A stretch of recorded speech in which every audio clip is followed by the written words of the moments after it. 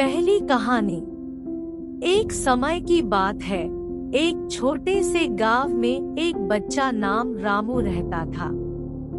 रामू बहुत ही सराहनीय था क्योंकि उसकी सोच बहुत अद्वितीय और विचारशील थी। वह हमेशा से ही बहुत पढ़ाई करने के लिए जिज्ञासु रहा है और ज्ञान की तलाश में था। एक दिन रामू को अपने गांव के बाहर के एक शिक्षा मेले के बारे में पता चला। उसने सोचा कि यह उसका मौका है अनजाने जगहों के बारे में जानने का और अधिक सीखने का। बिना किसी समझौते के वह मेले की ओर निकल पड़ा। मेले में बहुत सारी शिक्षा संस्थाएं थीं और रामू ने उन सबको देखा और खोजा। तब उसने एक दूसरे पड़ोसी स्थान पर एक गुरुकुल देखी। गुरुकुल में एक वृद्ध गुरुजी थे जो वहां के छात्रों को शिक्षा देते थे।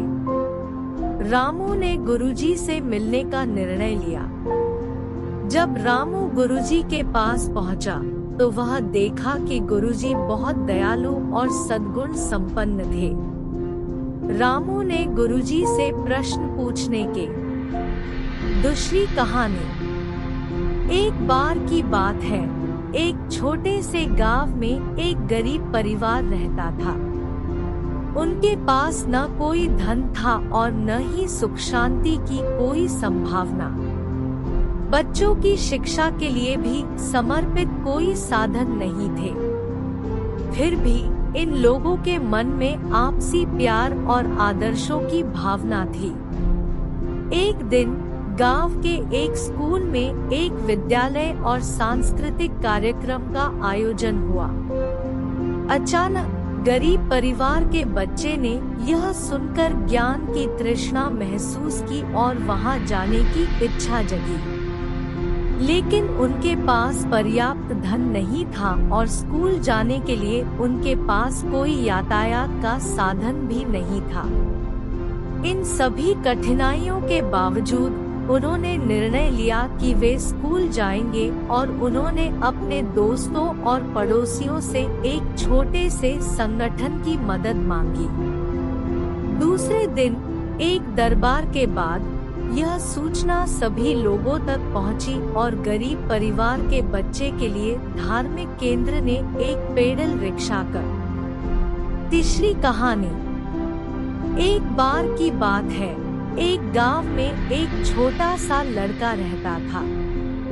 उसके पास कोई धन नहीं था और उसके परिवार की संघर्ष की दिनचर्या चल रही थी।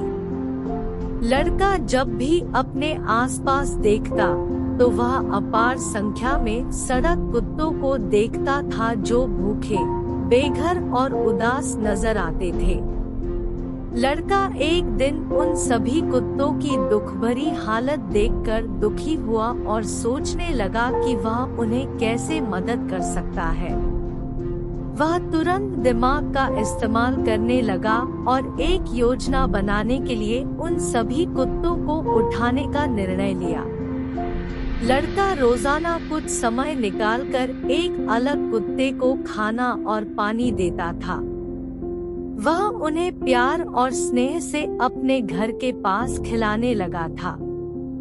धीरे धीरे दूसरे लोग भी उसके इंसानियत भरे काम को देखने लगे और वहां खाना और पानी ले जाने वाले कुछ अन्य लोग भी शामिल हो गए। लड़का की संख्या बढ़ने लगी और वह इस सेवा को बढ़ाने का निर्णय। चौथी कहानी। एक समय की बात है, एक छोटे से गांव में एक लड़का नामकरण रहता था। वह बहुत ही समझदार, परिश्रमी और मेहनती था।